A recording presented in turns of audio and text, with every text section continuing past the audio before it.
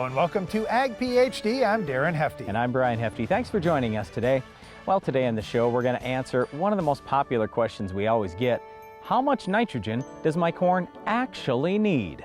Fertility is a big deal, Brian, but you've got to plant the right kind of soybeans if you want to have the best options for control during the season.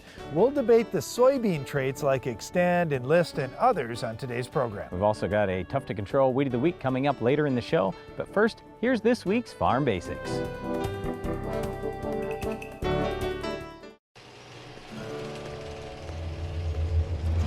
Out here, great yield starts with great weed control.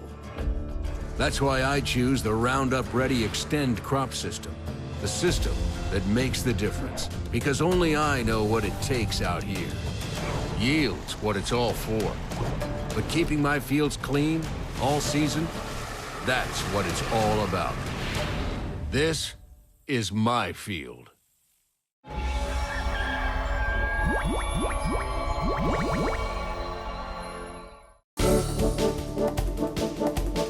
In our Farm Basics time, we're going to talk about soil microbes. We got a question on Ag PhD Radio the other day about if pesticides hurt soil microbes or if they actually help them. Well, this is an interesting debate because I want you to think about what are pesticides. If we talk about herbicides, they kill weeds, right? So what are soil microbes? They're going to be bacteria or fungi. So is a herbicide going to kill a bacteria or fungi? No. How about an insecticide? No. It's just when we get down to the fungicide, will a fungicide kill soil bacteria? Well, no, obviously not. But would a fungicide kill soil fungus? It's possible, but not every fungicide kills every fungus out there. No, and also you have to kind of keep in mind where are we applying this. Like let's say, for example, you put a fungicide right out there in furrow and you put it in a narrow little strip. Is it going to kill soil fungus right around that? You bet it is. But when you think about the whole volume of your soil, if we're talking about one narrow little strip out there, it's not going to have a great impact on your soil fungus. Now, I try and equate it like this. If you're putting something out to kill nematodes, like many farmers are doing this year, they're dropping something in the furrow on soybeans to try and kill nematodes, they aren't going to make one bit of difference for that whole field. They're just trying to influence that seed zone, and that's it. And these products are short-lived. So a fungicide, we usually figure 1 to 2 weeks residual. That's it. So if you do this one time per year, is it really that big a deal? Probably not, especially when you consider we're not killing that many strains of fungus that are out there. Then you start thinking about, all right, well, what's really doing some good for these bacteria and fungi that are out there? Well, one of the biggest things that's helping them is when plants kick sugars out into the soil. When they kick more sugars out, then more bacteria and fungus, it multiplies. So I would say using a pesticide to control weeds, to kill insects, to kill certain diseases, that's going to help make the plant yield more, which means we're probably going to have a lot more root mass. We're going to kick more sugars out. And I think the soil population of microbes is going to increase. Well, that's an interesting debate. And here's one of the things. Farmers really aren't measuring how many exact microbes there are in the soil and no, which but we types know are they're out important. there. Well, we do know they're important, but we also know there's good ones and there's bad ones. Yeah. And with many of the good ones, farmers are starting to put more biological or natural type products in the seed furrow and on the seed. So putting the good strains of fungus and the good strains of bacteria right there around your seed zone. Well, many of those strains that farmers are putting out have been thoroughly tested to be able to be compatible with fungicides that farmers are using on the seed or in the furrow. So we're putting fungus out that's not going to be killed by these very specific fungicides that we're using to control harmful diseases. Yep, and the main reason we wanted to talk about this in our Farm Basics time today is there are a lot of people that have many misconceptions about pesticides. They think that pesticides kill everything in the world. Well, pesticides are very focused, very specific, and actually, because of the use of pesticides in most cases, we have healthier food, we have a much more abundant food supply, and we have more soil microbes. Our impact on soils is very important, but so is weed control. We'll show you how to stop this tough weed later in the show.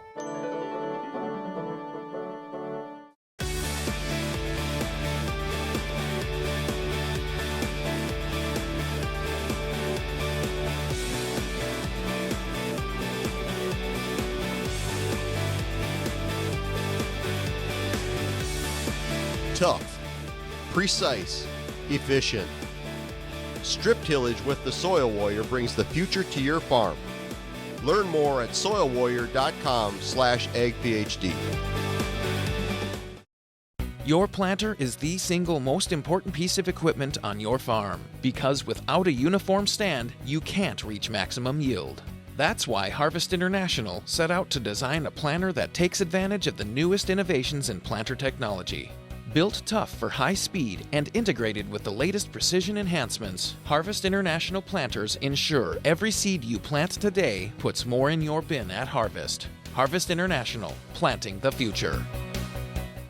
We started utilizing the dual react system this year. You can adjust your speed and it automatically adjusts your sprayer tips. So you can slow down and you aren't building up huge droplets, or you can speed up and you're not throwing a mist that's drifting. Hypro, helping you spray better. There are a lot of steps to having a perfect season. Don't let your fertilizer plan be the step that trips you up.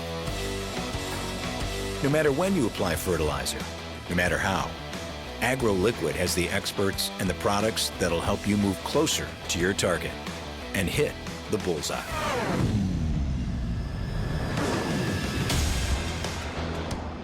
AgroLiquid moves you closer to your target. If you're looking to expand your farm's grain handling, you want everything to be fast and efficient. The Quick Belt from Norwood Sales is your all-around grain handling solution. Our conveyor-based system uses an 18-inch belt and a 10-inch tube, which minimizes seed damage while moving more than 10,000 bushels an hour. That's fast enough to fill a semi in 6 minutes. Plus, our hood is designed to gently direct the flow of grain straight down, keeping your crop in condition. Keep your grain and your farm moving with the Quick Belt from Norwood Sales. Are you looking for an easy way to apply dry powdered products to your stored grain? Do you want to use the applicator recommended by industry leaders for products like Diacon D and other dry powder products? Changing Time CT applicators successfully apply a diversity of products quickly, easily, and accurately. The innovative CT applicators are designed to give you the most accurate application of products such as talc, inoculants, fertilizers, and other dry products. For commercial use or on the farm, you need the applicator industry leaders are using. CT applicators for the changing times. Today we're going to talk about the most commonly asked questions we get about nitrogen rates. First of all, how much nitrogen does your corn actually need? Well, what we encourage you to do is download the free Ag PhD fertilizer removal app. You can choose your crop and your yield goal, and then it will tell you how much total nitrogen you need. Well, one of the big questions that we get, Brian, every year is, how about the soybean credit? I had soybeans out there last year. Am I going to get a lot of nitrogen for free? Well, you're going to get some nitrogen most likely, but the thing is, there's no such thing as a soybean credit. It doesn't exist. It's a made-up thing. Here's where I'm going with this. Sometimes after soybeans, we have 100 pounds of nitrogen left. Other times when we plant soybeans and we go into corn, we have 10 pounds of nitrogen left. A lot of our tests from last fall showed 10 pounds left. Okay, so what's it going to be? Well, if you're just going to assume, oh, I raised 40 bushel beans, so I have 40 pounds, you're just guessing. Okay, we want you to soil test, then you actually know. So don't just assume because I raise soybeans, I have a whole bunch of nitrogen. Sometimes you do, sometimes you don't. One of the big concepts we talk about very often is a soil's cation exchange capacity, or CEC. Can you explain that just a little bit? Yep, so cation exchange capacity is just the holding capacity of your soil. But what it also tells you is how much nitrogen your soil can hold. And this isn't an exact number or anything like that, but it'll get you close. Just take 10 times your CEC. So if your cation exchange capacity is 12, 12 times 10 is 120. We're going to tell you that at most, your soil can hold 120 pounds of nitrogen at any one time. So if you already have 40 pounds out there, we would tell you don't put any more than 80 pounds out there right now. All right, and that's a really important number to know because we want to get the right amount of nitrogen. We don't want to lose it to leaching. And leaching is one of those concepts we get a lot of questions, especially on a wet spring like this. Well, there are three different forms of nitrogen loss. You've got volatility, where you lay it out on the soil surface, and then it can go up in the air. So we've got that concern. Leaching is when it goes down in the ground, and then it ends up possibly in somebody's groundwater, so we have to worry about that. The third type of loss is one that a lot of people don't think about often, that's denitrification. But for example, for us, we have some really heavy soils that sometimes get saturated. Well, if you have a heavy soil that gets really saturated, you might not have leaching, but what you might have is you lose your nitrogen to denitrification. So these are the three types of loss. These are the three things you can protect from by using a nitrogen stabilizer if you pick the right one, because certain stabilizers will protect from one, but not from another form of loss. One of the most misunderstood things when building soil fertility recommendations with pretty much everybody I've talked to is, organic matter mineralization. And people just aren't factoring that in, Brian, but it's a big deal. So a lot of people will say, oh, you have a soybean credit, which isn't true. But then the other side is they say, well, that's all I'm figuring. I got a soybean credit, I got my yield goal, done. No, you've got one more factor in there, and that is organic matter mineralization. The more organic matter you have, the more free release of nitrogen you'll have. Usually in the United States, we figure 20 to 30 pounds of nitrogen for every 1% of organic matter.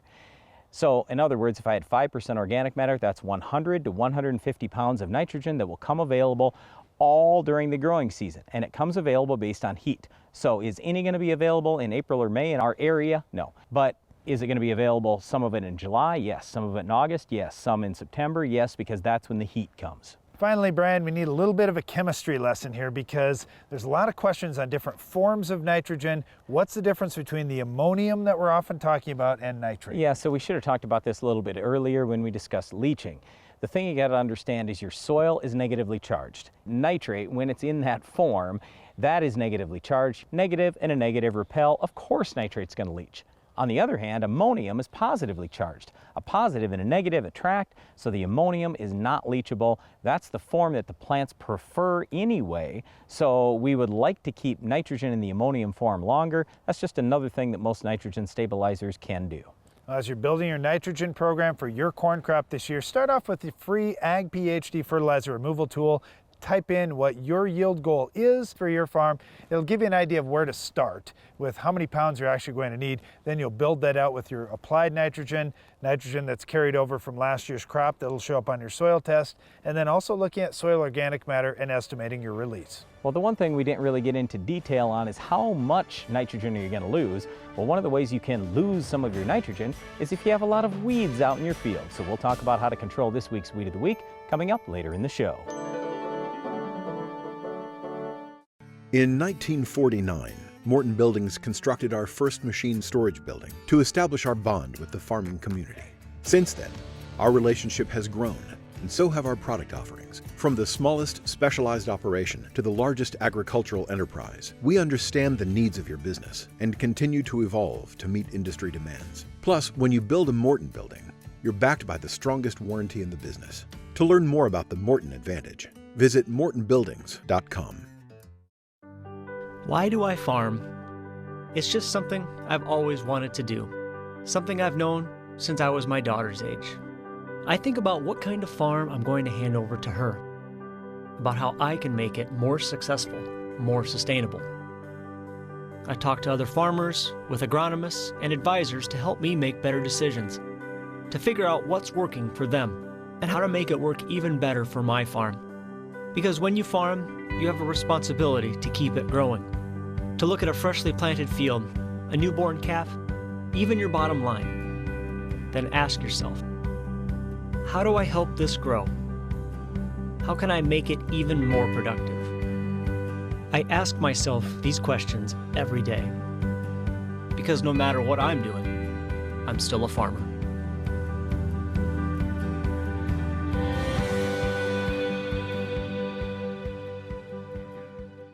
Invisible, invasive, underestimated. Nematodes are stealing over 10% of yields, and current protection methods aren't enough. But a breakthrough seed treatment technology controls nematodes when they attack. Now offering NemaStrike technology. It provides broad spectrum control from the start and stays in the root zone as plants grow. Take back your bushels with NemaStrike technology. Strike where nematodes attack. Do you feel like there's never enough time to get everything done before planting? The window for spring work is quick and unforgiving. Give yourself the upper hand with the ProTill High Performance High Speed Disc. More and more farmers agree the ProTill is the right tool for springfield conditions and heavy residue management. Zero maintenance bearings, independent disc technology, oversized pins and bushings allow the ProTill to handle whatever field or conditions you can throw at it. Degelman High Performance Equipment. Avoid the V-shaped pattern of injury caused by chemical buildup in your booms. The Express End Cap from Hypro eliminates the dead ends that lead to herbicide buildup and provides easy access to your booms, giving a complete flush between applications. Hypro, helping you spray better.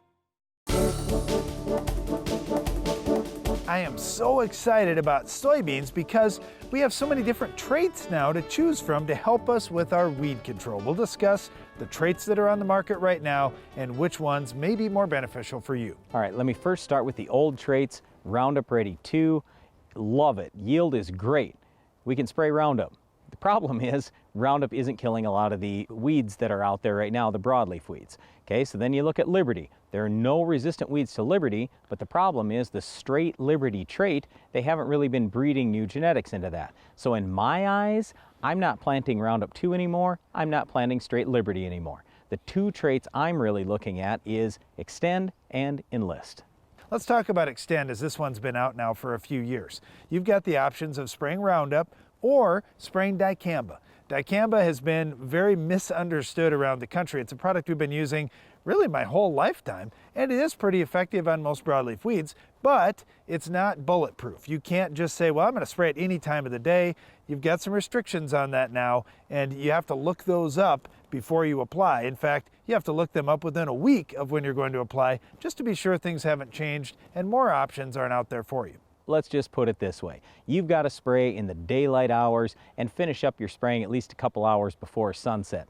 Our big concern here with the dicamba is really the off-target movement, especially with volatility. So what we really prefer is to see you use this dicamba only on fields where you have sensitive crop around you, when the wind is going to blow away from the sensitive crop for the next 48 hours. If you do that, usually you're in pretty good shape. Yes, if there are no sensitive crops around you, no big concern, just follow the label, you should be good. But again, if you just simply watch not just what's today's weather, but let's look at what is tomorrow's weather doing, then generally speaking, we can spray pretty near sensitive crop, following the label, and we are not going to have real big issues. Hey, one other thing that's coming, that's not out yet this year, but it's coming probably in another year or maybe two, is Extend Flex, where you get the Extend trait, plus you can spray glufosinate or Liberty over that crop as well. There's going to be many plots around the country. I'd encourage you, take a look at some of those this summer too. Now there is a three-way tolerance that's out there. It's called Enlist E3. It has tolerance to glufosinate or Liberty, glyphosate or Roundup, and also a new 2,4-D product called Enlist. Now with Enlist, it's a different type of 2,4-D than we've used before. We've used the amines and we've used the esters, and we've had volatility and off-target movement concerns. This new 2,4-D, the product is going to be called Enlist 1. That would be the solo product. Enlist 1 has 2,4-D choline, which does a much better job of staying put right where you spray it. Enlist 1 is also Colex-D, a drift retardant. So you've got Colex-D and this new 2,4-D. The new 2,4-D, by the way, if you want to buy it separate for your yard or your pasture or something, it's called Freelex. It's phenomenal. It's been out for a few years. We love it. Not really seeing anything for volatility or drift compared to the old 2,4-D. All right, so Darren, some really quick questions that I get from farmers. What do you think of Enlist yield versus Extend yield? I think the yields are going to be fairly similar on a lot of these traits. Obviously, there's going to be a strong product here or a strong product there from one trait to the next. I don't think yield is going to be the big factor. I think it's going to come down to weed control and which products farmers feel comfortable with. For example, on the Enlist side, you've got the option of using Liberty, and you've got the option of using this new 2,4-D product, Enlist 1, post-emerge. Well, that's kind of fun because now you've got tank mix possibilities. You've got, hey, one application I can do Liberty, the next one I can do the 2,4-D product. Now with the Extend, this has been out for a while, so it's a proven product. The varieties that are out there are proven in the marketplace, and honestly, for most farmers that have been planting Extend, they'll say, I've never had as high a yield as planting these varieties. So I see a lot of farmers saying, even if I didn't use the dicamba, I may want to use the Extend because those varieties have been so good. Are you seeing any difference in terms of defensive traits, whether we're talking Extend or Enlist? There certainly are going to be some differences when it comes to defensive traits. As the Extend platform has been out longer, typically you're going to see more defensive traits at most maturities in the Extend than what we're seeing in the Enlist E3 beans. But the Enlist E3 beans, they're coming along, and there are some of those traits out there. You may just have to be a little more choosy on varieties. Real quick, how's Enlist supply? Enlist supply for this year is pretty good. The challenge is it came out so late that a lot of seed companies were a little bit late to the game in getting the seed and getting it processed, but chances are suppliers in your area will have some Enlist. We are very excited about both Enlist and Extend. They are great weed control options. You certainly can control weeds in some of the other traits or non-traded soybeans, but you're going to have to use lots of pre-emerge herbicides and spray very early post. Make sure you're staying ahead of weeds if you don't have the good options like dicamba, 2,4-D, or Liberty when using some of these new traded products. Well, traits can be important when we've got weeds like our Weed of the Week to control. Can you identify this week's weed? The Weed of the Week is brought to you by Corteva Agriscience, Agriculture Division of Dow DuPont. Finish the fight against tough weeds with the Enlist Weed Control System.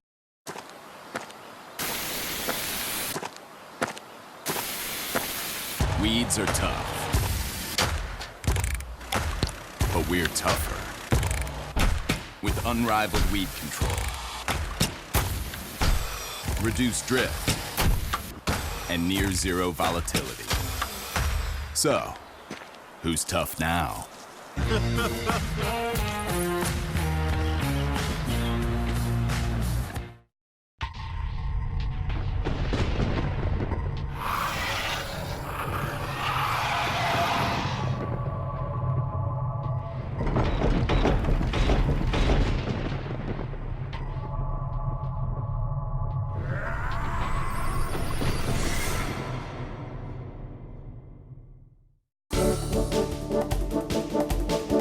Our Weed of the Week is giant foxtail, and it's a great one to start off with this spring. If you say, okay, weeds are just starting to emerge in my area, I need to get better at identifying them, let's use giant foxtail as one of those weeds to kind of guide that identification process. So first of all, it's a grass. So when we're looking at it, it's not a broadleaf weed, so it's going to be a little bit different. You've got one main growing point early in the season if you can control the plant when it's small. The first thing I want to do when I find a grass plant is dig it up and look at the roots and start looking for the seed. Whenever you have foxtail plants, you don't typically just have one. It seems like you've got a million.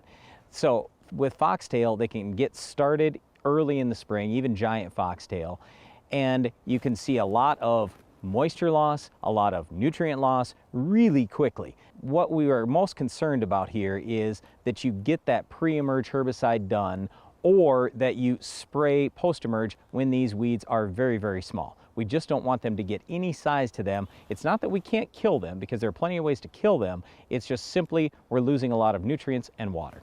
Okay, back to the identification. When I'm digging up the root system, I'm looking for the seed because you're going to see a seed attached to the root system of grass plants. That's one thing that's going to be different with a grass and a broadleaf. The other thing is I'm looking at that root structure. This one is a simple annual weed. We don't have rhizomes running beneath the ground like we will on perennials. So as an annual, we can do a good job on that ahead of time with a pre. If you're already seeing it in your field, now we're going to have to use a post-emerge product to get it under control. All right, let's talk about control. In corn, that's where I'm most worried about this particular weed. Start with a full rate of one of the group 15s, Harness, Surpass, Outlook, Dual, Zidua. Most of the products that farmers are using today in corn are these combination products where they've got a reduced rate of a group 15. Well, just understand that a lot of these other things you're throwing in, they're broadleaf herbicides, and they're not going to control this weed. So we want a full rate of the group 15. That'll give you the best start in corn. Post-emerge, Roundup will do a great job, Liberty will do a great job if the weed is relatively small. But if you have conventional corn, Accent is the best thing to do. In soybeans, we like our 3 pre strategy. Make sure you've got a full rate on one of the yellows. That will do a good job controlling this grass. Then post-emerge, again, Roundup and Liberty are good choices, but any of those volunteer corn herbicides like clethodim, for example, can do a good job taking out any escapes. In wheat, we want to start with a pre-emerge herbicide like Prepare, and then come back with one of the many grass control options post in wheat like Axial or Everest 3.0. Well, that's it for our Weed of the Week, but stay tuned. Iron Talk is coming up next. There are a lot of steps to having a perfect season. Don't let your fertilizer plan be the step that trips you up. No matter when you apply fertilizer, no matter how, AgroLiquid has the experts and the products that'll help you move closer to your target and hit the bullseye.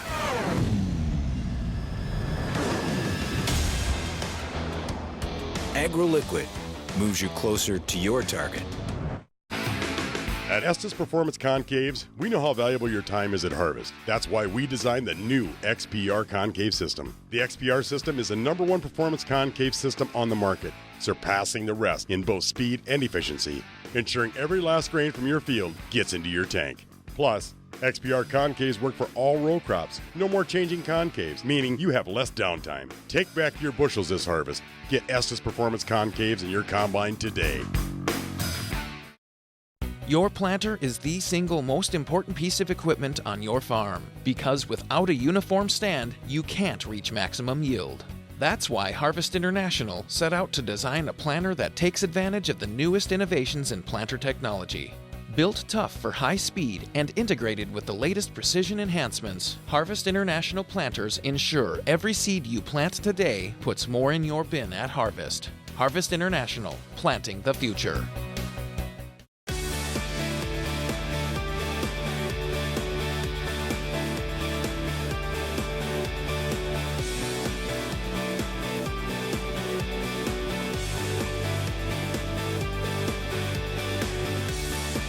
Tough, precise, efficient. Strip tillage with the Soil Warrior brings the future to your farm. Learn more at soilwarrior.com/agphd. In 1949, Morton Buildings constructed our first machine storage building to establish our bond with the farming community. Since then, our relationship has grown, and so have our product offerings. From the smallest specialized operation to the largest agricultural enterprise, we understand the needs of your business and continue to evolve to meet industry demands. Plus, when you build a Morton building, you're backed by the strongest warranty in the business. To learn more about the Morton Advantage, visit mortonbuildings.com. Iron Talk is brought to you by Case IH. There are 6,272,640 square inches in an acre. We counted. Why? Because we designed the TigerMate 255 field cultivator and 2000 series early riser planter to maximize every single one. So when you create the most level seed bed in the industry and target a nickel-size area to plant a seed and never miss, you'll know in high-efficiency farming, there's one name to count on: Case IH. Rethink productivity. Learn more at caseih.com/everyinch.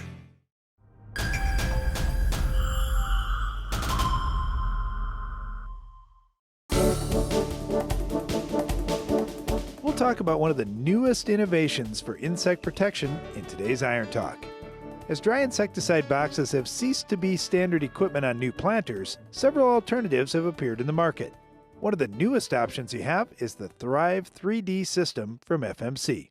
With a closed handling system and the ability to allow you to plant all day on a single fill, it's definitely catching some attention from farmers and is beginning to build quite a following.